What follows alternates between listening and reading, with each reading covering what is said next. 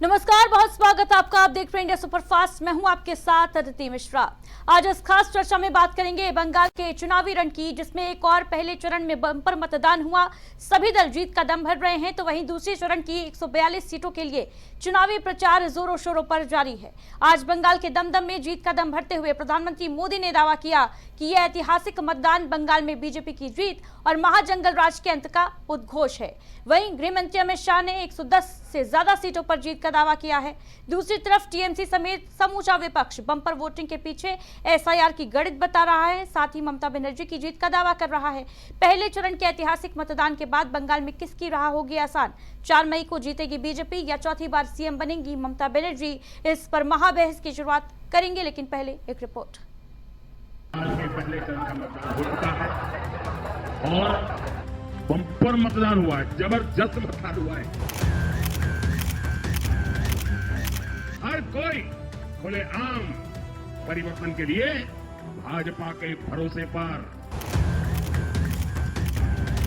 एक ही नारा सुनाई दे रहा है, एक ही आवाज आ रही है, पलटनो दरकार। बंगाल में पहले चरण के मतदान के बाद दूसरे चरण की फाइट ने रफ्तार पकड़ ली है। 23 अप्रैल को 16 जिलों की 152 सीटों पर बंपर और ऐतिहासिक वोटिंग के बाद सभी दल जीत का दम भर रहे हैं। जहां आज दमदम में दम भरते हुए पीएम मोदी ने दावा किया कि बंपर मतदान बीजेपी की जीत पर मोहर और महाजंगल राज के अंत का उद्घोष है, तो वहीं गृह मंत्री अमित शाह ने 110 से अधिक सीटों पर जीत का दावा भर दिया। हर तरफ यही चर्चा है कि बीजेपी को कितना बड़ा समर्थन बंगाल में मिला है। आज बंगाल के छोटे दुकानदारों से लेकर बड़े व्यापारी भय मुक्त होकर बीजेपी के साथ है।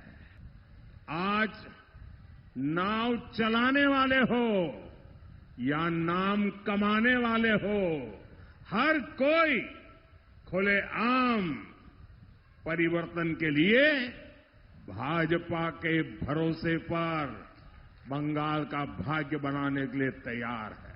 कि दीदी जाने वाली है और भाजपा आने वाली है। भय जाने वाला है और भरोसा आने वाला है। एक असेसमेंट करा है, जो पोलिंग हुई है ऐसा इसका, और मैं स्पष्ट रूप से आपको बताना चाहता हूं, 152 सीटों में से 110 से ज्यादा सीटें भारतीय जनता पार्टी जीतने जा रही है। जहां बीजेपी पहले चरण में करीब 92% वोटिंग को परिवर्तन की लहर मान रही है, तो वहीं विपक्षी दलों की अलग अलग प्रतिक्रिया आ रही है। कांग्रेस इस बंपर वोटिंग को आंकड़ों का खेल बता रही है, एसआईआर का नकारात्मक प्रभाव बता रही है। इतना ही नहीं, बहरामपुर से कांग्रेस उम्मीदवार अधीर रंजन चौधरी ने तो यहाँ तक बोल दिया कि चुनाव खत्म होते ही बंगाल में खून खराबा और दंगे शुरू होंगे। देखिए, आंकड़ों का माया जाल है, ये आंकड़ों का खेल है, और ये जो एसआईआर के नकारात्मक परिणाम हैं, उनका सीधा साधा ये एक परिणाम है, उसकी सीधा सादी मिसाल है। देखिए, पहले अगर किसी बूथ में 1000 वोट थे, 700 लोगों ने वोट डाला तो प्रतिशत बनता था 70। अब आपने 200 वोट काट दिए और 800 में से 700 लोगों ने वोट डाला, तो जो आपके आंकड़े हैं, जो आपकी परसेंटेज है, वो बढ़ के 90% हो जाती है। तो ये आंकड़ों का माया जाल है। चुनाव के बाद ये करेंगे, वो करेंगे, फलना करेंगे, इसका मतलब बंगाल में चुनाव खत्म होते ही फिर दंगा फसाद खून बहाने की सिलसिला शुरू हो जाएगी। बंगाल के मुख्यमंत्री खुद ये धमकी दे रही है, कह रहे हैं, ममता बनर्जी कह रहे हैं कि भाजपा हारेगी। जब कांग्रेस की सियासी गणित बीजेपी के पक्ष में जा रही है, तो वहीं आम आदमी पार्टी के संयोजक अरविंद केजरीवाल का दावा है कि बंगाल में बंपर वोटिंग की वजह एसआईआर का विरोध है। केजरीवाल ने लिखा कि मोदी जी का एसआईआर उनके खिलाफ ही जा रहा है। पहले चरण को लेकर जहां कयासों का बाजार गर्म है, तो वहीं सियासत भी उफान पर है। बीजेपी अब जोरों शोरों से दूसरे चरण की फाइट के लिए मैदान में है। पहले चरण के चुनाव में झारग्राम की झालमुड़ी खाने के बाद आज दमदम में पीएम मोदी का खास अंदाज दिखा। पीएम मोदी ने मां गंगा का आशीर्वाद लिया और हुगली में नौका विहार किया, तो वहीं आम लोगों से मिलते और बातचीत करते भी नजर आए। कुल मिलाकर कहा जाए तो पहले चरण के मतदान के बाद बंगाल की सियासी लड़ाई और अधिक दिलचस्प और खास होती जा रही है। जहां विपक्ष बम्पर वोटिंग को एसआईआर के विरोध में बता रहा है, तो एक बीजेपी का दावा है कि ये परिवर्तन की लहर है। हालांकि ये तो 4 मई को नतीजों के बाद ही पता चलेगा कि बंगाल में अब की बार किसकी सरकार है। क्या ममता 4 बार सीएम बनेंगी या बीजेपी का मिशन 360 डिग्री आएगा काम और खत्म होगा बंगाल फतेह का इंतजार।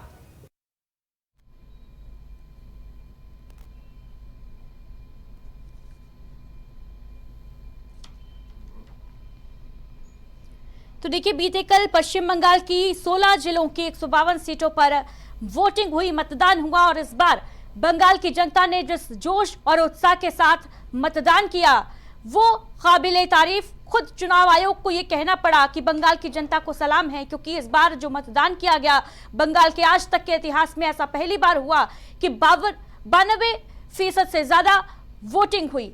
इसके बाद जहां हर एक दल अपनी अपनी जीत का दावा कर रहा है, प्रधानमंत्री नरेंद्र मोदी से लेकर गृहमंत्री अमित शाह तक भारतीय जनता पार्टी के तमाम दिग्गज नेता इस और दावा कर रहे हैं, ये कहते नजर आ रहे हैं कि बंगाल में ये जो बम्पर वोटिंग हुई है वो दरअसल परिवर्तन की लहर है। वहीं दूसरी तरफ ममता बनर्जी की पार्टी टीएमसी का दावा है कि ये जो वोटिंग हुई है वो इस वजह से हुई है क्योंकि एसआईआर का विरोध जनता ने किया है। जनता ने एसआईआर को नहीं स्वीकार किया है और साथ ही साथ प्रधानमंत्री मोदी को भी अस्वीकार किया है। विरोध में ये वोटिंग की गई है, इसीलिए लोग बढ़ चढ़कर लोकतंत्र के पर्व में हिस्सा लेते हुए नजर आए।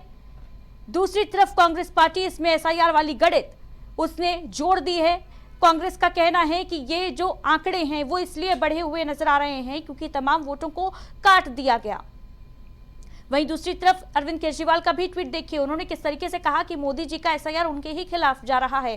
तो बंगाल का चुनावी रण अभी दूसरे फेज की यानी दूसरे चरण की वोटिंग बाकी है। 29 अप्रैल को 142 सीटों पर मतदान होना है और इसके लिए भारतीय जनता पार्टी कमर कसकर मैदान में है।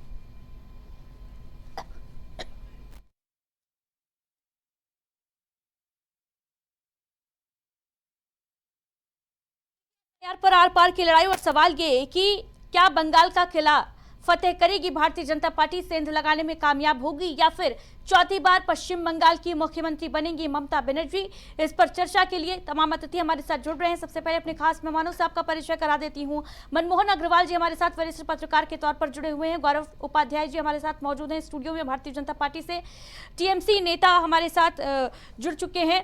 सुमित मल्होत्रा जी, बहुत स्वागत आप सभी खास मेहमानों का। और शुरुआत गौरव उपाध्याय जी आप ही के साथ। बम्पर मतदान हुए, 92% वोटिंग। बीजेपी दावा कर रही है एक तरफ कि ये परिवर्तन की लहर है, दूसरी तरफ विपक्ष कुछ और ही कह रहा है। विपक्ष कह रहा है एसआईआर के खिलाफ और मोदी के विरोध में वोटिंग हुई है। देखिए, सबसे बड़ी बात तो ये है कि जो वोटिंग परसेंटेज है वो भारत के आज़ादी के इतिहास में पश्चिम बंगाल का जो चुनाव जब होता है तो पश्चिम बंगाल राज्य का सबसे बड़ा वोटर टर्न अराउंड है, लगभग 93%, 92.88%। और इसमें एक खास बात ये कि भी इसमें पोस्टल बैलेट के जो आपका पेपर के जो वोट डाले जाते हैं वो भी अगर ऐड करेंगे तो आंकड़ा भी थोड़ा और बढ़ेगा ही बढ़ेगा। सबसे बड़ी बात। उसके बाद हम बात अगर कर लें तो ममता बनर्जी का जो कहते हैं ना कि खिसियाई बिल्ली खंबा नोच रही है, वो साफ मंचों से कह रही हैं कि जो जो लोग भारतीय जनता पार्टी की हेल्प कर रहे हैं वो उनकी लिस्ट बना रही है और चुनाव के बाद उनको देखेंगे। मतलब आप इतनी बड़ी बात समझिए कि जो एक मुख्यमंत्री रहते हुए एक जो चुनावी प्रक्रिया उसको बाधित करने के लिए सुप्रीम कोर्ट चली जाती हैं। उसी सुप्रीम कोर्ट ने एसआईआर की प्रक्रिया पे आज सवेरे जब हियरिंग चल रही थी तो सीजीआई ने इस बात पे खुशी जाहिर करी और साफ कहा कि इसमें आपका जो सेंट्रल फोर्सेस है उनका बहुत बड़ा योगदान है कि चुनाव बहुत शांतिपूर्ण हुए और इतना वोटर टर्न अराउंड हुआ है, जिसके लिए देश के सर्वोच्च अदालत के सीजीआई ने भी इसकी तारीफ करी। तो हमको सबसे बड़ी बात तो है कि धन्यवाद आपका देना चाहिए सीआरपीएफ, जो आपका फोर्सेस हैं, आईटीबीपी की जो फोर्सेस हैं, जिन्होंने इतने चुनावी हिंसा जिसका भी जिक्र किया जा रहा था कि इसमें अधीर रंजन भी कह रहे थे कि चुनाव जब हो जाएंगे उसके बाद यहाँ पे वही मारकाट मचेगी, दंगे होंगे और वो होगा। लेकिन मैं इस बात का आश्वासन देना चाहता हूँ कि भारतीय जनता पार्टी की सरकार जब 4 मई के बाद बनेगी तो देश में एक पत्थर भी उचारने वाले को संविधान के तहत उसको सजा दी जाएगी। ठीक है गौरव उपाध्याय जी, भी तो पहले चरण का ही मतदान हुआ है और भारतीय जनता पार्टी दावा कर रही है जीत का, इतना आश्वस्त क्यों हैं आप? देखिए, आश्वस्त होना इस बात का मतलब जो चुनाव है, चुनाव में मतदाता अगर बगैर भय के, बगैर डर के हम उसे बाहर निकलवा पा रहे हैं और उसका मताधिकार अगर वो अपना प्रयोग कर रहा है, तो जाहिर सी बात है जब परिवर्तन आता है तभी संख्या बल में लोग बाहर आते हैं। 2011 के चुनाव में जब टीएमसी ने लेफ्ट की सरकार को हटाया था, तब वोटिंग परसेंटेज था 84.7, जो कि उस समय आजादी के बाद का सबसे बड़ा वोटिंग परसेंटेज था। आज जिस तरह का माहौल है, जिस तरह का मताधिकार के लोग प्रयोग कर रहे हैं, और जब चुनाव में वो वोट डालने जा रहे हैं तो वो खुल के कह रहे हैं कि हमको परिवर्तन चाहिए, तो जाहिर सी बात है परिवर्तन के रूप में सिर्फ उनको भारतीय जनता पार्टी चाहिए और कोई सरकार नहीं है। ठीक है गौरव जी, लेकिन बिहार में भी हमने देखा था कि वोटिंग जो है, ऐतिहासिक मतदान हुआ था एसआईआर के बाद, लेकिन विपक्ष के जो दावे थे वो धरे के धरे रह गए जब चुनावी नतीजे आए, तो आपके फेवर में आए आपकी पार्टी के। बहरहाल उस पर लौटूंगी मैं, लेकिन सुमित मल्होत्रा जी को चर्चा में शामिल कर लेते हैं। सुमित मल्होत्रा जी, सुना आपने गौरव उपाध्याय जी कह रहे हैं कि सियानी बिल्ली खंबा नोचे, यही हाल पश्चिम बंगाल की मुख्यमंत्री ममता बनर्जी का है। आज प्रधानमंत्री नरेंद्र मोदी भी कुछ ऐसा ही बोलते नजर आए। पीएम मोदी साफ तौर पर बोल रहे थे कि ममता बनर्जी बौखलाई हुई हैं बम्पर मतदान के बाद। नहीं अदिति जी, देखिए ये तो भारतीय जनता पार्टी का मुझे नहीं लगता कि कोई चीज वो हो बंगाल में। जिस तरीके से ये लड़ना चाह रहे हैं, इनके बूथ लेवल तक के तो लोग थे नहीं वहाँ पे। आप देखेंगे उठा करके कि बूथ लेवल जो कमेटियां होती हैं वो भी नहीं थी। जो वोटिंग जो लोग क्या नाम है आपका पर्ची डिस्ट्रीब्यूट करते हैं, वहाँ के लोग नहीं थे बूथ पे वहाँ पे इनके यहाँ। और ये कहते हैं, जीत के दावे करते हैं कि 200 कि हम 200 पार लेकर के आ रहे हैं। पहले चरण में हम 110 सीटें लेकर के आ रहे हैं। आंकड़ा कहाँ से आता है आपके पास? मुझे आप एक बात बताइए ना कि क्या चुनाव आयोग से आपकी कोई ऐसी सेटिंग हुई है कि वो उसने कह दिया कि हाँ इतनी वोटिंग पड़ गई, आपको 110 सीटें जीत गए आप? ऐसा कौन सा आंकड़ा? सुमित मल्होत्रा जी, जीत का दावा तो खुद ममता बनर्जी भी कर रही है ना। ममता बनर्जी भी यही कहती नजर आ रही हैं कि भाई बम्पर मतदान हुआ है, यानी एसआईआर के विरोध में लोग निकले हैं घर से बाहर। हम जीत का दावा, अदिति जी, हम इस जीत का दावा कर रहे हैं। हम ये कह रहे हैं हम जीतेंगे, कि हम जीत रहे, सरकार बना रहे हैं। हमने कोई अभी आंकड़ा नहीं दिया जब तक पूरी वोटिंग नहीं हो जाती। हम आपको 29 तारीख को कि हाँ इतनी मेजोरिटी से हम सीट्स बना रहे हैं, सरकार बनाने जा रहे हैं, ये निश्चित तौर पे हम आपको आंकड़ा देंगे। पर भारतीय जनता पार्टी दिन पे दिन झूठी बातें करना, 2021 में भी इन लोगों ने झूठे वादे करे थे आकर के हम सरकार बना रहे हैं, और 77 पे रुक गए ये लोग। आज इनके पास पूरा संगठन है नहीं, पूरी सीट पे चुनाव लड़ नहीं रहे। मुझे बताइए, दूल्हा किसे बनाएंगे आप बंगाल में? किसके सर पे ताज रखेंगे? शुभेंदु अधिकारी, जो शुभेंदु अधिकारी क्रिमिनल रिकॉर्ड है उनका, उन्हें आप सीएम बनाएंगे? गृहमंत्री अमित शाह ने आज ये स्पष्ट किया है प्रेस कॉन्फ्रेंस में कि बंगाल का ही वो पर्सन होगा जिसको मुख्यमंत्री, जिसके सर पर जीत का सेहरा ये लोग सजाएंगे। बहरहाल वो तो 4 मई को नतीजे बताएंगे कि किसके सर पर जीत का सेहरा सजेगा। मनमोहन अग्रवाल जी, पहला रिएक्शन आपका, जो बम्पर ऐतिहासिक मतदान हुआ उसमें लगातार जो तकरार है वो देखने को मिल रही है। एक तरफ भारतीय जनता पार्टी जीत का दावा कर रही है, दम भर रही है, दूसरी तरफ विपक्ष ये कहता नजर आ रहा है कि एसआईआर की वजह से ये जो वोटिंग परसेंट है उसमें इजाफा हुआ है, इसमें ऐतिहासिकता कतई नहीं है। देखिए अदिति जी, जो पश्चिम बंगाल का चुनाव जो अभी हुआ है पोलिंग, उसको यदि आप देखेंगे तो ये ऐतिहासिक मतदान है। अब रिएक्शन इसमें एसआईआर का भी है, क्योंकि लोगों के अंदर एक तरह का जो भय व्याप्त हुआ कि यदि वोट नहीं डालेंगे तो आगे हमारा सब कुछ खत्म हो जाएगा। तो जिन लोगों के वोट कट गए, कुछ ऐसे भी परिवार थे जिनमें बेटे और बहू का वोट नहीं है, बाकी परिवार के सारे लोगों का वोट है, तो एक लोगों के अंदर एक नाराजगी का रिएक्शन भी। दूसरा, ये जो पहले चरण का मतदान हुआ उसमें जो चिकनेक कहलाता है, जिसमें कि ममता बनर्जी जी का इलाका बहुत मजबूत है माना जाता है उसमें, और कई 6 जिले इस तरह के हैं जो मुस्लिम डोमिनेटेड एरिया है। तो वो बेशक जो मुस्लिम्स का आम तौर पे जो देखा जाता है कि वो बीजेपी के अगेंस्ट ही रह करके वोटिंग का परसेंटेज माना जाता है। तो उस दृष्टिकोण से देखा जाए तो ये मतदान प्रतिशत जो है उस तरफ इशारा करता है कि ये कौन, क्या सरकार किसकी बनती है।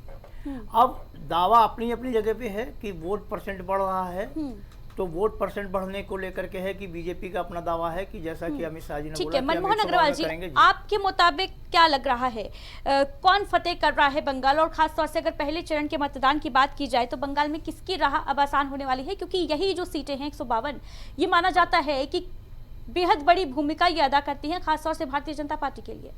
देखिए, ये इसमें तमाम ऐसी सीटें भी रही हैं पिछली बार जो भारतीय जनता पार्टी 2021 में जीती थी, तो वो हिंदू डोमिनेटेड एरिया हैं, वहाँ पर वो जीती थी। मगर इस बार जो जिस तरह का है, उन वर्ग में भी नाराजगी है। जो मेरी जानकारी है कि एसआईआर का इम्पैक्ट जो है बहुत से ऐसे लोगों पर भी पड़ा हुआ है जो वहाँ के मूल निवासी 3-3 पीढ़ी से रह रहे हैं, वो हिंदू लोकेलिटी के, तो एक नाराजगी का भाव निश्चित तौर से है। अब ये जो 152 सीटों पर मतदान हुआ है, तो मेरे समझ से लगता है कि इसमें अभी 2021 में ममता बनर्जी टीएमसी की सीटें ज़्यादा थी। अब भारतीय जनता पार्टी वहाँ पर सत्ता के लिए संघर्ष कर रही है। हालांकि 2021 में पहले के मुकाबले उन्होंने बड़ा बढ़त बनाकर चली, और इस बार उनका दावा है कि हम सरकार बनाएंगे, क्योंकि जिस तरह से वहाँ चुनाव करा रहे हैं, सेंट्रल फोर्सेज के बीच में चुनाव करा, आप चुनाव को देखिए, ऐसा लगता है जैसे बांग्लादेश और पश्चिम बंगाल के बीच में कुछ ऐसा हो रहा है कि आप पैटर्न टैंक जैसे लोग सड़कों पर चल रहे हैं। तो एक लोगों के अंदर एक भय भी दिखाता है, एक रिएक्शन भी दिखाता है। अब इसमें जो है महिलाओं का रुझान, जो पश्चिम बंगाल में 2021 की जीत में ममता बनर्जी के जा रहा था, उसमें महिलाओं का योगदान ज़्यादा था। इस बार भी है, जो मैं 4-5 दिन से मैं इस बात को रीड कर रहा हूँ, देख रहा हूँ, उसमें महिलाओं का रिएक्शन जो है वो बहुत ज़्यादा ऐसा नहीं है कि जो एंटी एस्टेब्लिशमेंट जा रहा हो। तो यानी कहने का मतलब आपकी ये है कि भारतीय जनता पार्टी को नुकसान हो सकता है एसआईआर की वजह से। देखिए, भारतीय जनता जिस पार्टी 77 सीटों पर अभी वो काबिज है, और खास तौर से 152 सीटों में से 59 सीटें। अदिति जी, जैसा अमित शाह जी ने कहा कि हम 110 सीटें जीत रहे हैं, हर पार्टी अपना दावा करती है कि हम फुल मेजॉरिटी सरकार बनाएंगे, मगर अभी उस तरह से देखा जाए तो भारतीय जनता पार्टी के पास खोने के लिए कुछ नहीं है। वो सरकार बनाने के लिए लगी है। वो 75 सीटों पर मतलब पश्चिम बंगाल में है, तो उनको ये है कि हम बहुमत की सरकार बनाएंगे।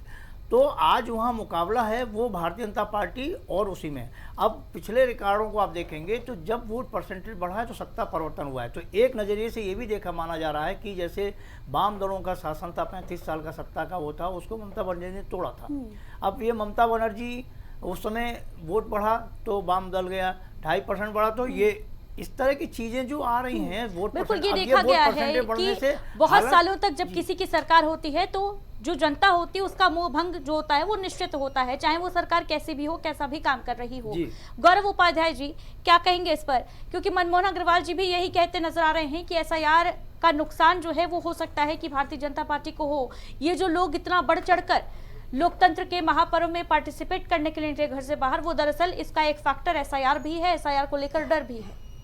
देखिए, भारतीय जनता पार्टी जनसेवा के रूप में जो है राजनीति करती है। हम कहीं पर किसी को अपना गुलाम बनाने के लिए शासन नहीं करने आ रहे हैं। पर सबसे बड़ी बात यह है कि भारतीय जनता पार्टी पश्चिम बंगाल के साथ लगा हुआ जो बॉर्डर है उसको हम पहले बात तो सुरक्षित रखना चाहते हैं, जिसको ममता बनर्जी के 15 साल के शासनकाल में उन्होंने जमीन नहीं दे रहे, काम करने की स्थिति नहीं दे रहे, ताकि बॉर्डर सिक्योरिटी फोर्स एक फेंसिंग कर सके। दूसरी बात, पश्चिम बंगाल में अवैध इस्लामिक घुसपैठिए मुसलमान, बांग्लादेशी रोहिंग्या मुसलमान की आबादी बसा बसा के मुर्शिदाबाद, 24 परगना, ये राज्यों में डेमोग्राफिक बदलाव लाया गया। डेमोग्राफिक बदलाव लाने के साथ साथ वो किसका पक्ष देंगे? जिन्होंने उस डेमोग्राफिक बदलाव को लाने में उनकी सहायता करी, जो कि है ममता बनर्जी सरकार। ये खुले रूप से है, ये वो खुद स्वीकार कर चुकी हैं। अब दूसरी बात यह है कि पश्चिम बंगाल में बगैर हिंसा के चुनाव हो ही नहीं सकता था। आप ये समझिए कि जब हिंसा नहीं होगी, भाई उत्तर प्रदेश का भी यही हाल था, बिहार का भी यही हाल था, हमने यहाँ पे सुरक्षा प्रदान करी, तभी लोग अपने घरों से निकले। क्योंकि जब आदमी को सुरक्षा ही नहीं मिलेगी, उसे मालूम है कि वो वोट डालने जाएगा, उसका वोट लूट लिया जाएगा, तो वो क्यों डालने निकलता? वो घर में बैठा रहता, क्योंकि उसे मालूम है परिवर्तन नहीं आएगा। इसीलिए जब अभी आपका वरिष्ठ पत्रकार जी कह रहे थे कि वहां पे टैंक उतारने पड़ गए, अरे भाई हमें सीआरपीएफ और आईटीबीपी की सुरक्षा के साथ साथ तुम फोर्सेस की भी सुरक्षा देखनी है ना।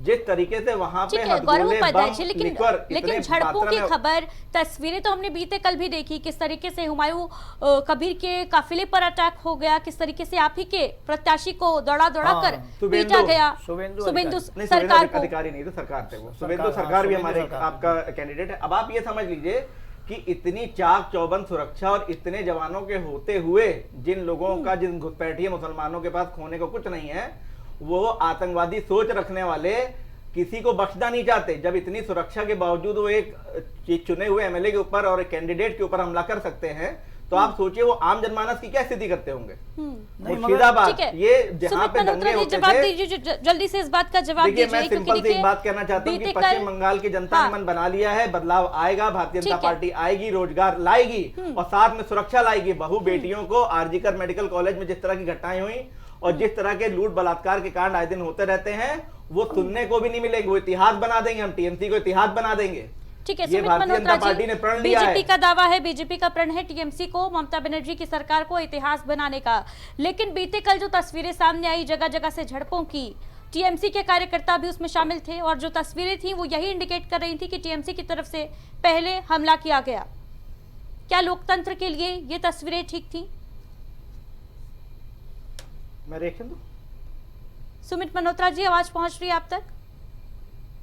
जी बिल्कुल आ रही है जी, जवाब दीजिए। भारतीय जनता पार्टी के प्रवक्ता ये कहते हैं हम टीएमसी को इतिहास बना देंगे।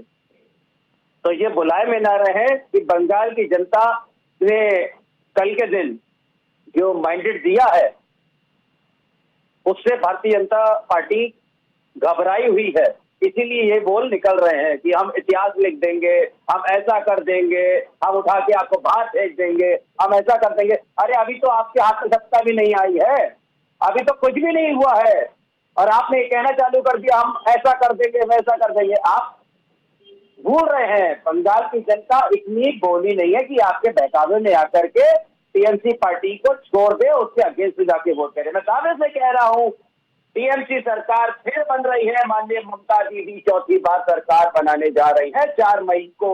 आप निश्चित तौर पर लिख लीजिएगा क्योंकि जनता का मैंडेट है ये हम नहीं, जनता चाहती है कि माननीय ममता दीदी चौथी बार फिर से सीएम बने, क्योंकि भारतीय जनता पार्टी ने आप देखिए एक के बाद एक चीजें काले काले निकल के। कांग्रेस पार्टी के लोग बीते कल राहुल गांधी ने भी एक वीडियो जारी किया था, उसमें वो साफ तौर पर कहते नजर आ रहे थे कि ध्रुवीकरण, ममता बनर्जी के ध्रुवीकरण ने मौका दे दिया भारतीय जनता पार्टी को।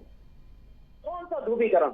राहुल गांधी का क्या आज आप कह रही हैं? राहुल गांधी की बात, राहुल गांधी का अगर इतना ही है तो पहले अपने प्रदेशों में जाकर के देखे ना, अपनी सरकारें बचाएं जहां जहां पे सरकारें थी। दिल्ली वो हार गए, असम की हालत खस्ता हो रही है, वहां लड़ नहीं पा रहे हैं मुख्यमंत्री से, जबकि मुख्यमंत्री जो हेमंत बिश्व शर्मा है वो इन्हीं की पार्टी से निकल करके गए हैं। आप बताइए मुख्यमंत्री इनको हल्का रहे हैं, ये अपने प्रदेशों में संभाल नहीं पाते हैं। मुझे बताइए ना कहाँ पे है? इंडिया ब्लॉक के साथी है ना राहुल गांधी, सुमित मल्होत्रा जी। राहुल गांधी जी इंडिया ब्लॉक के हैं, पर राहुल गांधी जी जिस तरीके से माननीय ममता दीदी के लिए कह रहे हैं कि एक नहीं कर पाते हैं, हम सबको एक लाख, हम कहते हैं सब एक साथ चलते हैं। माननीय ममता दीदी किसी में भेदभाव नहीं करती, चाहे वो हिंदू हो चाहे मुसलमान हो। आप मुझे बताइए दीघा में इतना बड़ा राम जी का मंदिर दिया हमने, क्या वो गलत करा? मुझे बताइए ना, मंदिर अगर हम लोगों ने बना करके क्या गलती करी क्या? और लोगों को सुविधा देने का जो काम हम बंगाल में करते हैं, चाहे सातों साथी हो, चाहे राशन की व्यवस्था हो, द्वारे सरकार हो, चाहे बेटियों को पढ़ाने की बात हो, बेटियों को अच्छी शिक्षा देने की बात हो, बेटियों को एक उपहार के तौर में जो बेटियां हाई स्कूल इंटर पास करती है उन्हें साइकिल भी दी जाती है। तो मुझे बताइए कि हम लोग की गलत करते हैं क्या? और भारतीय जनता पार्टी का एक नारा है हिंदू मुसलमान। 24 परगना में क्यों बता रहे हो? टीएमसी क्यों बता रही है? हिंदू मुसलमान नहीं करते हो तो मुसलमान को वोट बैंक को आपका बांग्लादेश से क्यों लेके चले आ रहे हो? क्यों रोहिंग्या मुसलमानों को वापस आ रहे हो? ये तो खुद के साबित है ना। फेंसिंग क्यों नहीं लगाने दे रहे हो? गौ तस्करी क्यों करा रहे हो? हिंदुओं में गाय पूजी जाती है, गौ तस्करी करा रहे हो वहाँ बैठ के। गौ तस्करी बहुत बढ़िया, जिसका स्वयं मुख्यमंत्री कह रहा हो रोडों पे मत काट के खाओ, घरों में बैठ के गाय खाओ। और सुन लो, उत्तर प्रदेश में गौ हत्या सबसे नंबर 1 है, बीफ एक्सपोर्ट में नंबर 1 है उत्तर प्रदेश। गौ हत्या करने वालों को गोली मारी जाती है। हापुड़ में 2 घटनाएं हो चुकी है, मेरठ में 3। गौ तस्करों में यहाँ दौड़ा के गोली मारी जाती है जिहादी मुसलमानों को। जो आतंकवादी सोच रखेगा, गौ हत्या करेगा, वो गोली खाएगा। कहाँ पे गोली खाता है? कहाँ पे गोली खाता है? आप बता दीजिए। उत्तर प्रदेश बीफ एक्सपोर्ट में नंबर 1 है या नहीं है? ये सरकारी आंकड़ा है। जो गौ हत्या करेगा कानून सड़क पर फैसले नहीं होते हैं, गौरव उपाध्याय जी, फैसले सड़क पर नहीं होते हैं, उसका इनकाउंटर ही होगा। गौ हत्या करने वालों के अगर आप वीडियोस देखेंगे तो वो खुद गाड़ी रोक के नहीं बताते कि हमने इसमें गौ तस्करी कर रहे हैं। वो गाड़ी दौड़ाते हैं, वो आम जनता के ऊपर गाड़ी चलाते हैं। ये किस तरीके का बयान था? लेकिन दौड़ा कर मारा जाएगा। बिल्कुल आप देखिए ना, वो किस खुद गाड़ी दौड़ा रहे हैं। किस तरीके का बयान माना जाए? मनमोहन अग्रवाल जी, देखिए कानून की अपनी स्थिति होती है, कानून अपना काम करता है। मैं इस बात से इत्तेफाक नहीं रखता कि किसी को भी आप गोली मार देंगे कर देंगे। वो ठीक है कि कानून व्यवस्था है, पुलिस की अपनी जिम्मेदारी है, कोई तस्करी कर रहा है तो उसको कानून के तहत सज़ा मिलनी चाहिए। जैसा भी गौरव जी बोल रहे हैं कि गोली मारी जाएगी, वो शायद लोकतंत्र में, भाई पुलिस तो गोली चलाएगा तो पलट के पुलिस अब गोली हाँ, चलाएगी, हाथ बांध हो के सकता है, डंडा नहीं दिखाएगी। मगर ये जो बात आ रही है शासन चले गए। मैं एक इंटरव्यू करना चाहता हूँ कि थोड़ा सा जो बात आ रही है कि साहब रोहिंग्या घुस गए और ये घुस आए हैं, तो बिल्कुल ये घुसपैठ का जो मुद्दा है मनमोहन अग्रवाल जी कितना बड़ा रोल निभाता नजर आ रहा है। अदिति जी, केंद्र में जो सरकार होती है तो जो देश की सीमाएं होती हैं वो तो उन्हीं के अधिकार क्षेत्र में है ना। किसी राज्य पर बार बार ब्लेम किया जाना ये कहाँ तक मुझे तो उचित नहीं लगता है। आप ये बताइए, राज्य से बॉर्डर लगा हुआ है बांग्लादेश का। मैं आपसे सीधी सी सरकार से एक छोटी सी बात पूछना चाहता हूँ। लोकसभा में टीएमसी की सांसद मोइत्रा जी के सामने भी मुद्दा उठाया कि जिसमें उन्होंने साफ कहा था, देश का गृह मंत्री क्या वो लोकसभा में झूठ बोलेगा कि हमें जमीन नहीं दी जा रही है? जमीन राज्य का पास है, राज्य का अधिकार है, बॉर्डर्स इंटरनेशनल है, लेकिन अगर फेंसिंग करने के लिए राज्य की सरकार, राज्य की पुलिस लग जाएगी और काम को रोकेगी, तो आप बताइए दो चीजों में टकराव नहीं होगा? भारतीय जनता पार्टी संविधान से चलती है, हम सिर्फ बार बार लेटर देकर उनसे परमिशन मांग रहे हैं, जगह मांग रहे हैं, खर्चा ना उठाने को कह रहे हैं, ना उनसे कुछ दलबल मांग रहे हैं, लेकिन फिर भी परमिशन नहीं दी जा रही, क्योंकि वो एक ऐसा क्षेत्र है जिसके माध्यम से वो आपके गौ तस्करी, हथियारों की तस्करी, लेकिन घुसपैठ का मुद्दा तो सेंट्रल का सब्जेक्ट है। बच्चे वहां से तस्करी किए जा रहे हैं, सब्जेक्ट है या नहीं? घुसपैठ का मुद्दा, रोहिंग्याओं का मुद्दा, ये सेंट्रल का सब्जेक्ट है या नहीं? जी, मैं एक विषय इस पे बोलना चाहता हूँ, इजाजत आपकी, कि देखिए जो एक पश्चिम बंगाल में एक बहुत बड़ा हिस्सा, कई सौ किलोमीटर का एक हिस्सा है जो नदी का एरिया लगता है, तो उस नदी के एरिया में बाढ़ कैसे लग सकती है? वहाँ पर तो दूसरी चीज है, कई देखिए उसमें राज्य की भी स्थिति हो सकती है, सेंट्रल की भी स्थिति। आप सुंदरबन की बात कर रहे हैं, वहाँ पेट्रोलिंग करते हैं, मैं आपको बता दूं। तो कई ऐसी स्थितियां होती हैं जहाँ राज्य की भी जिम्मेदारी होती है, जहाँ केंद्र सरकार की भी जिम्मेदारी होती है। तो ये सिर्फ आरोप या प्रत्यारोप की बात। लेकिन मनमोहन अग्रवाल जी, भारतीय जनता पार्टी का जो शीर्ष नेतृत्व है, चाहे पीएम मोदी की बात कर ली जाए, गृहमंत्री अमित शाह की बात कर ली जाए, यही कहते नजर आए पूरी जनसभाओं में, रैलियों में, कि विकास का जो रोड मैप तैयार किया है केंद्र सरकार ने, उसकी राह में रोड़ा है ममता बनर्जी की सरकार, क्योंकि जो योजनाएं केंद्र बनाता है वो इंप्लीमेंट नहीं होने देती हैं। और कई दफा ये देखा भी गया है किस तरीके से ममता बनर्जी ने खुले तौर पर ऐलान किया था कि एसआईआर नहीं होने देंगे। देखिए, जिस तरह से एसआईआर हो रहा उसका विरोध किया होगा, उन्होंने अपने तरीके से विरोध किया और उसमें कई चीज़ें आई भी, आयोग के ऊपर तमाम सवाल भी खड़े हुए, वो एक अलग विषय है। ममता बनर्जी तो खुद सुप्रीम कोर्ट में जाकर के, ये शायद पहला ही दृष्टांत होगा कि कोई मुख्यमंत्री जा करके और सुप्रीम कोर्ट के अंदर खुद वकालत और बहस कर रहा हो, अपनी बातें कही उन्होंने। ठीक है कि एसआईआर हुआ पूरे देश में, अब उन्हीं राज्यों में एसआईआर पहले जहाँ शुरू हुआ जहाँ इलेक्शन हो रहा था, अब एसआईआर को लेकर बिहार में भी कुछ बातें उठी थी, कई चीजें आई थी। तो लेकिन बिहार की एसआईआर की अगर बात कर ली जाए, बिहार में एसआईआर को लेकर वोट चोरी का मुद्दा जोरों शोरों से उठाया गया, लेकिन इसका कुछ खास परिणाम विपक्ष के खाते में निकलता नहीं आया। बंगाल में क्या होगा? आपको मैं बता रहा हूँ कि सुभाष चंद्र बोस जी, जो इस देश के या जिनका नाम आज भी सम्मान के साथ लेता है, उनके परिवार के ही एसआईआर में वोट नहीं है। अब आप उनको क्या कहेंगे, वो घुसपैठिए हो गए या बाहरी हो गए?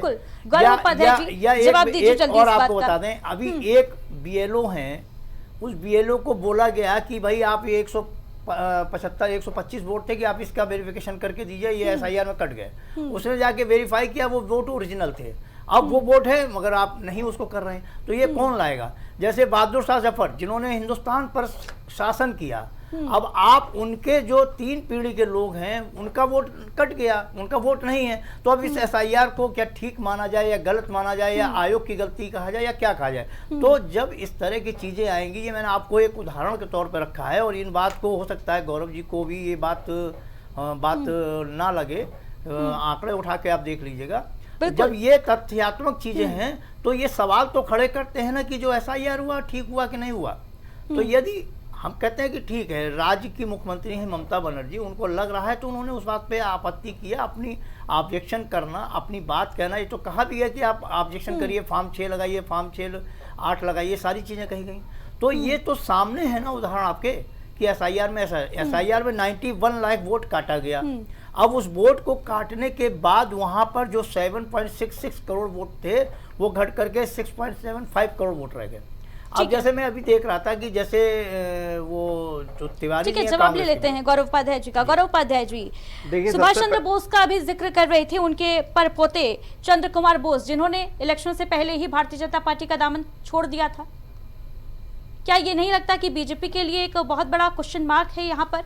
देखिए, और सबसे बड़ी बात तो मैं आपको ऐसे ही परिवार बता के देता हूं। सदस्यों के देखिए, नाम भी कट गए। एक बड़े परिवार की टहनी होना और उस टहनी का किसी भी तरफ झुकाव होना ये तय नहीं करता कि देश उस तक किस तरफ जा रहा है। पहले तो मैं आपको ये सबसे बड़ी चीज बता मगर देता वोट कट हूं। जाना तो ठीक है। एसआईआर मैं- वोट कट जाना तो मैं- बिल्कुल मैं गौरव उसी पे आ रहा हूं, उपाध्याय मैं उसी जी, पे आ रहा हूं। आपकी वो दो भी बातों का सुभाष पहले मैं चंद्र जवाब बोस दे के दूं। परिवार के अगर किसी सदस्य का नहीं। वोट कटता है तो अपने आप में चिंताजनक देखिए, विषय है। पूरे परिवार का वोट नहीं है। मैं अब मेरी बात रख लेने दीजिए। मैं आपसे कहना चाह रहा हूँ, दो बातें आपने कही। एक आपने कहा कि एक वैसा व्यक्ति बहादुर शाह जफर जिसने हिंदुस्तान पे राज किया, हिंदुस्तान पे नहीं, उसके बहुत छोटे थे भूभाग पे, उसने कभी राज भी नहीं किया था। उनके बाप दादाओं ने किया तो उनको चवन्नी छाप मतलब ऐसे ही मिल गया था राज्य, और उन्होंने राज भी नहीं किया था क्योंकि राज्य में हम बोस की जनता बात के कर लिए रहे हैं, आपने जफर काम पकड़ करना लिया। चाहिए, उन्होंने हम नहीं किया बोस की इतिहास बात में। कर रहे थे, हम बोस की बात वोट- कर रहे अब थे, हम आपने आते हैं जफर को SIR पकड़ पे। लिया। अब हम हाँ। SIR पे आते। देखिए, SIR एक जो प्रक्रिया है, उस प्रक्रिया में चीजें सेट करी गई, डॉक्यूमेंट सेट किए गए और डॉक्यूमेंट्स के अल्टरनेटिव सेट किए गए। एक अगर किसी व्यक्ति, ऐसे नहीं कि भाई यूपी में वोट नहीं कटे, यूपी में ऐसे तमाम लोग हैं जिनके बाप दादाओं की 7 पीढ़ियों का इतिहास है, वोट कटा गया, लेकिन उस कटने के साथ उनको भाई, और ये आपका जो अल्टरनेटिव है वो बताएगा कि फॉर्म 6 जैसा अभी आप कह रहे हैं कि भरे जाएंगे, उनके साथ अलग डॉक्यूमेंटेशन होगा, उनकी आपत्तियां दर्ज करी जाएंगी। लेकिन अगर आपके पास कोई डॉक्यूमेंट नहीं है पुराने, आपके पापा, आपके दादा, आपके पास सारा इतिहास है, लेकिन आपके पास खुद के डॉक्यूमेंट पूरे नहीं है, तो प्रक्रिया जो सबके लिए समान है, हिंदू, मुसलमान, घुसपैठिया, रोहिंग्या, कोई भी आतंकवादी भी होगा ना, उसके बाद अगर डॉक्यूमेंट है तो ये प्रक्रिया पास कर जाएगा। तो जाहिर सी बात है, उसी प्रक्रिया के लिए आज की सुबह, मतलब आज 24 तारीख है, आज की सुबह भी वहां पे सुप्रीम कोर्ट में हियरिंग हो रही है, इसीलिए सवाल जवाब किए गए सुप्रीम कोर्ट के साथ। इलेक्शन कमीशन के ऊपर भी आरोप लगे कि भाई आपने इस तरीके से वोट काटे, इसकी आपत्तियां क्या है। अब उस आपत्तियों की सुनवाई करी जा रही है, जिनका वोट अभी आप आपत्ति देखेंगे। तो भारतीय जनता पार्टी को भी होनी चाहिए थी एक ना बात गौरव बताइए, उपाध्याय भारतीय जी। जनता पार्टी क्या अगर इलेक्शन ये कमीशन इतने को बड़ी रूल करती है? संख्या में, इलेक्शन कमीशन इतने जो बड़ी है- संख्या में लाखों वोट काटे गए, तो भारतीय जनता पार्टी को भी टेंशन होनी चाहिए थी कि भाई क्यों कहीं नहीं हमारे होगी? हमने कहीं भी हमारे आपत्तियां वोटर्स दर्ज के कराई वोट हैं। तो नहीं कट हमारे गए भी हैं। बीएलओ जो सबसे छोटी कड़ी है हमारी बीएलओ के साथ, उनके साथ पार्टी कार्यकर्ता घर घर जाके वोट जुड़वा रहे हैं। लेकिन ठीक आप है। एक बात बताइए, जिनके पास पेपर पूरे नहीं है, जो प्रक्रिया का पालन नहीं कर रहे, जो अपने जगह छोड़ के दूसरे राज्यों में बस गए हैं, वहां पे उनके वोटर आईडी कार्ड बने हुए हैं, आधार कार्ड वहां मैप्ड हो चुका है, पैन कार्ड दूसरी जगह मैप्ड हो चुका है, तो हम उन्हें कैसे जोड़ ले प्रक्रिया में? अब वो चाहे तो पश्चिम बंगाल से निकल के कई ऐसे परिवार हैं जो अब हरियाणा, राजस्थान, यूपी, बिहार में बस चुके हैं, तो जाहिर सी बात उनके वोट कटेंगे। अब आप उन्हीं को लेकर आगे कि भाई ये तो सुभाष चंद्र बोस जी के पोते हैं मान लीजिए, या फिर किसी भी बड़े, ये पेड़ की टहनी है, लेकिन अगर उनके पास पेपर नहीं पूरे होंगे, यहाँ पे बड़े बड़े जो संत महात्मा यहाँ ठीक है। अयोध्या में है रह रहे, हाँ। उनके पास पेपर नहीं है, उन्होंने पूरा आंदोलन कर लिया, क्या उनका नाम जुड़ गया? नहीं जुड़ा ना।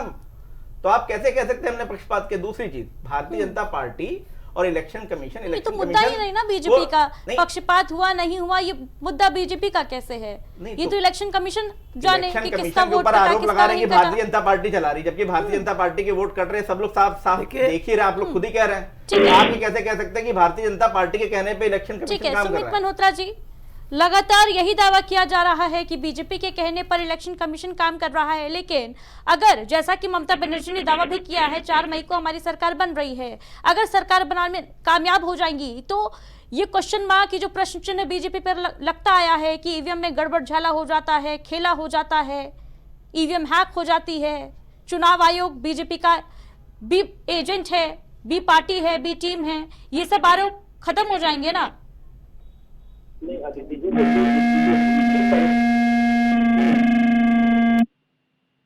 हेलो अदिति भी ये चीजें देखने को मिली है कई बूथ के ऊपर जहाँ पे लोग वोट दे रहे थे, जिन वोट दिया, वोट देने के बाद उनको ये पता चला हमारा वोट तो ठीक रहा है, तो वहाँ पे वोटिंग रोक दिया गया है। ऐसा नहीं है कि वोट कोई गड़बड़ी, बिल्कुल साफ है, गड़बड़ी करने की पूरी कोशिश कर रहे हैं भारतीय जनता पार्टी के लोग ईवीएम के द्वारा, पर कर नहीं पाएंगे। क्यों? हम लोग सशक्त हैं, बिल्कुल एकदम निडर होकर के हम लड़ाई, तो मालूम है किस तरीके से हमें बचाना है बंगाल को, बंगाल की अस्मिता को।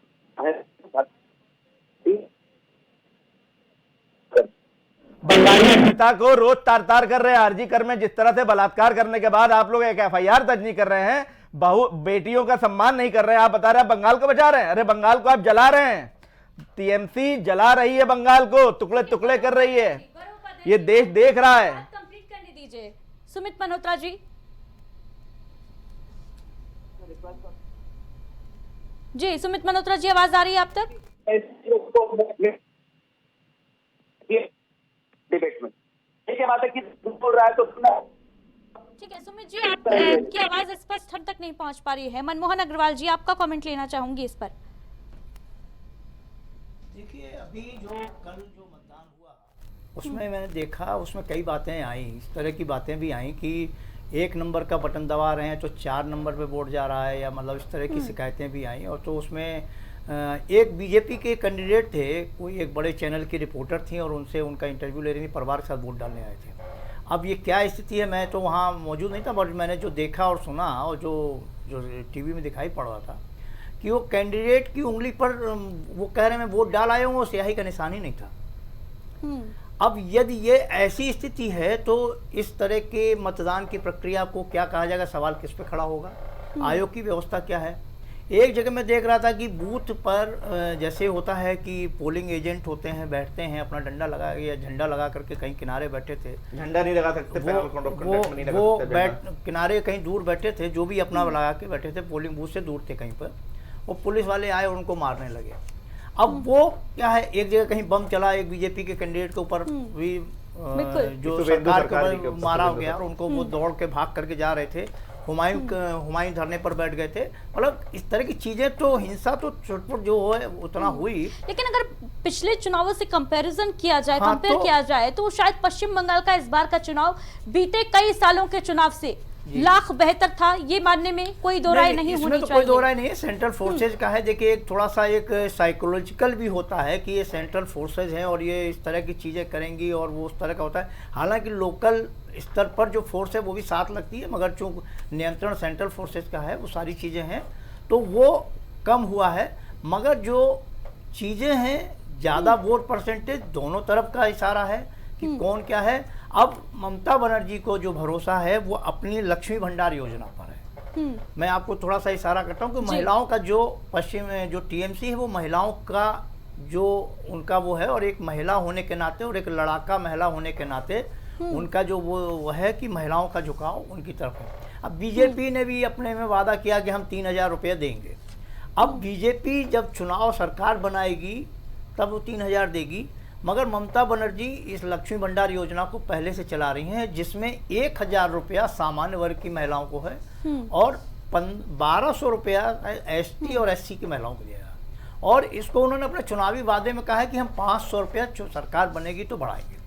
अब ये महिलाओं को चूंकि ऑलरेडी एक लाभ मिल रहा है, तो वो महिलाओं को एक योजना का जब लाभ मिल रहा है तो उनको पता है कि ये सरकार चला रही है और ये हो सकता है वादा करे, तो हो सकता है कि वोट परसेंट में महिलाएं एक बार फिर से उनके साथ खड़ी हों।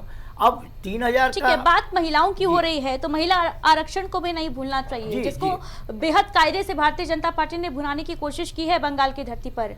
हर एक बड़े चेहरे ने, हर एक बड़े फेस ने, लीडर ने ये कहते नजर आए देखे गए महिलाओं से कि आपके साथ टीएमसी ने किस तरीके से छल किया है, आपके हक को कैसे छीन लिया है, समूचे विपक्ष को विलन बताने की कोशिश की गई। क्या इसका इम्पैक्ट, इसका कोई इफेक्ट पड़ता नजर आएगा? देखिए, जिस तरह से भारतीय जनता पार्टी ने आरक्षण को इशू बनाया कि महिलाओं ने ये आरक्षण का बिल गिर गया और विपक्ष इसको पास नहीं होने देगा, मगर ये जो मीडिया है, जो इसको हम लोग चैनल कहते हैं, जहां हम लोग बैठ कर उस पर ये बातें उस तरह से नहीं आई, मगर सोशल मीडिया के माध्यम से ये बात गई और ये पुराने वीडियो भी आए, उसमें ये बात बहुत स्पष्ट हो गई कि 2023 में ही बिल पास हो गया था और महिला आरक्षण का बिल नहीं था। अब उसको लेके सोशल मीडिया पे जो आजकल आप देखते हैं कि सोशल मीडिया बहुत ज़्यादा एक्टिव है और तमाम तरह की चीज़ें चल रही हैं। उसमें प्रधानमंत्री नरेंद्र मोदी जी का 2023 का गुजरात का जब वो जुलूस निकाल रहे थे और कि वो जब बिल पास होके गया था तो वो भी चीज़ें आ गई। हालांकि मुद्दा भी भारतीय जनता पार्टी ने पूरे देश में इसको लेकर के 3 दिन पहले पूरे देश में इस तरह का एक वो जहाँ उनके राज्य हैं, मुख्यमंत्री खुद सड़कों पर निकले। लखनऊ में भी आप देखिए कि मुख्यमंत्री योगी आदित्यनाथ सड़कों पर निकले, बाकायदा हजारों की संख्या में महिलाओं ने प्रदर्शन किया कि विपक्ष ने जो है महिला आरक्षण कराया।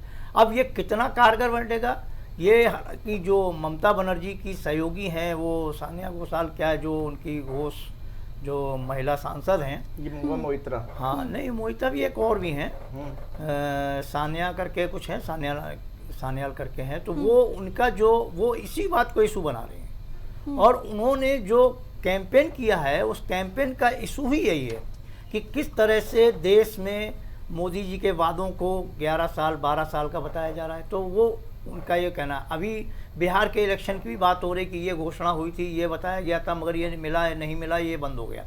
इस तरह की चीज़ें हैं, पक्ष विपक्ष है। Bharatiya Janata party bipolar election है पश्चिम बंगाल का। निश्चित तौर से भारतीय जनता पार्टी इस प्रयास में है कि हमारे 20 राज्यों में सरकार है, तो पश्चिम बंगाल जीतना उनका एक वो भी है। और इसके लिए भारतीय जनता पार्टी ने अपने गौरव उपाध्याय जी, अब देखिए पहले चरण का तो जो भी परिणाम है वो मतदान पेटियों में कैद हो चुका है। नतीजे जो भी किस्मत के हैं, तमाम प्रत्याशियों के 1478 प्रत्याशी जो मैदान में थे 152 सीट की। लेकिन अब दूसरे फेज का जो इलेक्शन है 29 अप्रैल का, उसके लिए भी धारदार प्रचार किए जा रहे हैं। किन मुद्दों को लेकर इन सीटों पर आप उतरने की तैयारी है आप लोगों की? देखिए 29 अप्रैल को 142 सीटों पे मतदान होने जा रहा है और हम लोग प्रयास करेंगे कि वोटिंग परसेंटेज इतिहास में जो हमने एक बेंचमार्क अभी सेट किया है 92.88 लगभग 93% का, उसको भी हम और ऊंचा लेके जाना चाहते हैं 95% तक। दूसरी बात, अभी यानी अभी भी आश्वस्त हैं इस बात को लेकर आप कि ये जो बेंचमार्क सेट हुआ है ये परिवर्तन की वजह से ही सेट हुआ है, परिवर्तन की वजह से, और हम परिवर्तन लेके आ रही है बंगाल की जनता। अभी भाई साहब वरिष्ठ पत्रकार जी कह रहे थे कि ममता बनर्जी जी एक सिटिंग मुख्यमंत्री होकर उन्होंने योजना चलाई, उसमें 1000 रुपए दिए, सामान्य वर्ग की महिला को 1200 दे रहे, 1500 दे रहे हैं, SC/ST वुमेन को 500 रुपए बढ़ा देंगे जब उनकी सरकार आएगी। तो देख लीजिए आप, सरकार में रहते हुए जो एक आम जनमानस है, जो पूरा देश है, वो जान गया कि ममता बनर्जी ध्रुवीकरण के साथ साथ बांटने की राजनीति भी करती हैं। SC/ST और समान वर्ग की महिला में क्या असमानता है भाई? महिला तो महिला है। उसके बावजूद वो हमने भारतीय जनता पार्टी 3000 रुपए जो देने का हम वादा कर रहे हैं, पूरे देश में हमने बेटियों के लिए योजना चलाई है और हमने दिया है। हमने उनको सिर्फ पैसा नहीं दिया, हमने उनको स्वरोजगार के लिए मुद्रा लोन बांटे। इनकी योजना के साथ साथ हमने बंगाल में बहुत काम किया है, चुनाव में जमीन पे काम किया। बंगाल में सबसे बड़ा मुद्दा डेमोग्राफी दूसरे चरण की 142 सीटें हैं, ये भारतीय जनता पार्टी के लिहाज से बेहद टफ मानी जाती हैं, क्योंकि ये हमेशा से ममता बनर्जी के लिए सबसे बढ़िया, सबसे दमदार सीटें रही हैं। बीते चुनावों की अगर बात की जाए तो वहां पर भी मेरे ख्याल से शायद 28 सीटें भारतीय जनता पार्टी के खाते में है 142 में से।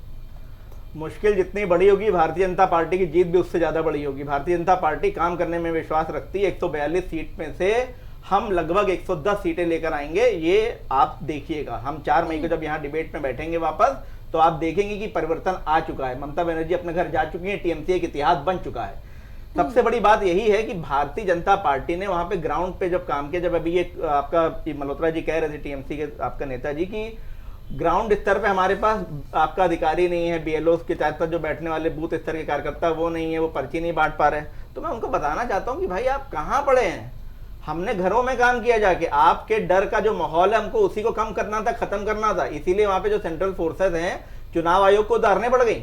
नहीं तो हर छोटे से छोटे इलेक्शन में वहां पे 100-200 आदमी की हत्या हो जाती। वहां पे कितने देसी बम ITBP ने, अगर आप खाली ITBP का सोशल मीडिया चैनल देखेंगे, हैंडल देखेंगे, पर डे के हिसाब से लाखों करोड़ों रुपए उन्होंने कैश जब्त किया है, इलिसिट लिक्विड जब्त करी है। शायद ये पहली बार ऐसा है कि जब बंगाल में चुनाव हुए और किसी की हत्या नहीं हुई है। तो हम ये सुरक्षा का भाव बंगाल की जनता को, अस्मिता को देना चाहते हैं। हम बंगाल की अस्मिता वापस लौटाएंगे, उनका गौरव वापस लाएंगे, और जो बंगाल के कारीगर, जो बच्चे बाहर जा बिल्कुल, लेकिन देखना अहम होगा कि बंगाल की जो जनता है वो कितना, ये जो वादे किए जा रहे हैं, दावे किए जा रहे हैं, उनसे कितना प्रभावित होती है। 2014 में जब नरेंद्र मोदी जी ने शपथ ली थी, तब देश को भले ही संशय की स्थिति में रहे हों, लेकिन 2014 के बाद से जिस राज्यों में हमने सरकार चलाई है, उन राज्यों में शांति, सुरक्षा, रोजगार, विकास, ये मुद्दे देखा देश ने कि कहां से कहां ले गए।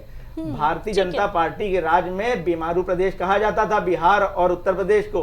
आज स्थिति यह है कि IBM से लेकर बड़े बड़े डेलॉयट जो बिग फोर्स कहे जाते हैं, उन्होंने लखनऊ में अपनी स्थापना करी है। लखनऊ के साथ साथ बड़े, ठीक है गौरव उपाध्याय जी, सुमित मल्होत्रा जी से संपर्क हो गया है क्या? सुमित की आवाज पहुंच रही है? हाँ जी, बिल्कुल आ रही है आवाज जी, बताइए। इस बात पर गौरव उपाध्याय जी कह रहे हैं कि हम दूसरे चरण में भी 110 से ज्यादा सीटें जो हैं वो हासिल करने जा रहे हैं।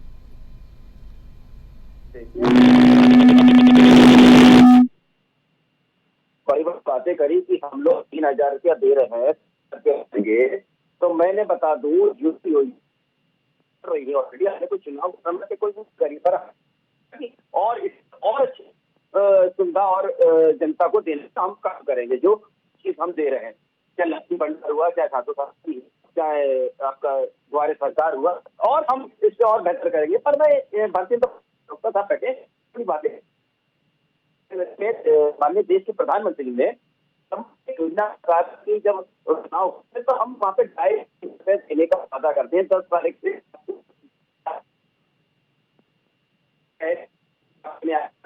किसकी सरकार?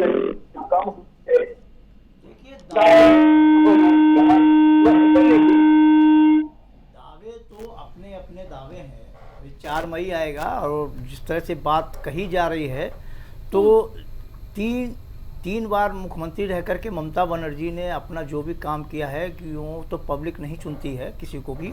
और दावा तो भारतीय जनता पार्टी का भी गौरव जी भी कह रहे हैं, अमित शाह जी ने भी कहा कि 152 में 110 हम जीतेंगे और 142 में भी 110 का दावा भारतीय जनता पार्टी का, तो 220 ले जाएंगे। सीटें तो 294 ही हैं।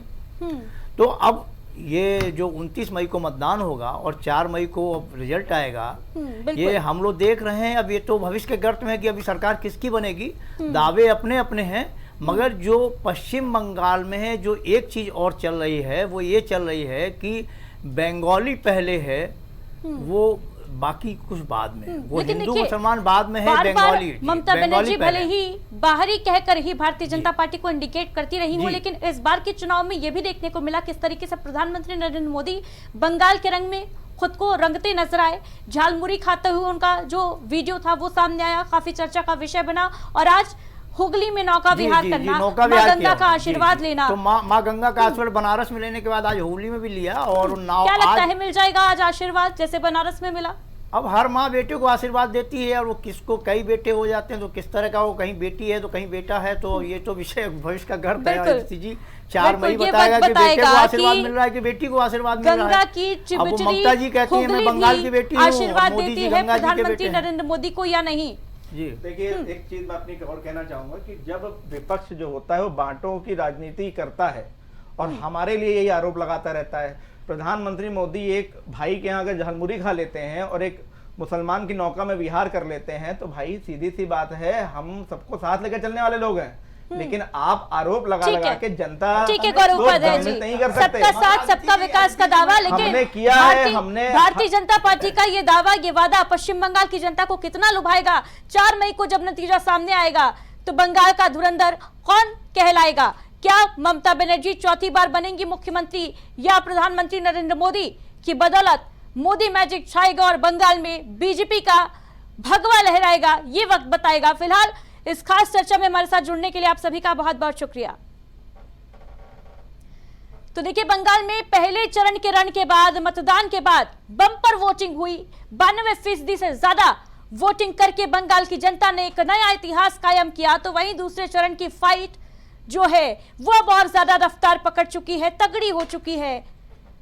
पहले 16 जिलों की 152 सीटों पर बम्पर वोटिंग और अब 142 सीटों पर दूसरे चरण का रण, जिसके लिए भारतीय जनता पार्टी कमर कसकर मैदान में है। आज प्रधानमंत्री नरेंद्र मोदी ने हुगली में नौका विहार किया, लेकिन ये जो बीजेपी की तमाम रणनीति है, चाहे घुसपैठ का मुद्दा हो या विकास के वादे, कितना लुभाएंगे बंगाल की जनता को? 4 मई को जब नतीजे सामने आएंगे तो पश्चिम बंगाल का शहंशाह सिकंदर कौन कहलाएगा? ये वक्त